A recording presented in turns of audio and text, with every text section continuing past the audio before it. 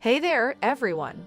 Today, we're going to look at two tricky ways people sometimes argue when they're trying to win a debate: the straw man fallacy and the red herring fallacy. Understanding these will help you spot when conversations are going off track. First up, the straw man fallacy. Imagine you're debating about school starting later so students can get more sleep.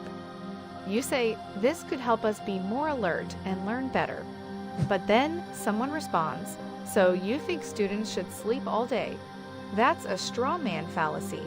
They've twisted your words into something extreme to make it easier to attack. Now, let's talk about the red herring fallacy. Say you're arguing that reducing homework can give us more time for sports and family. Suddenly, someone brings up, "What about the importance of eating healthier lunches?"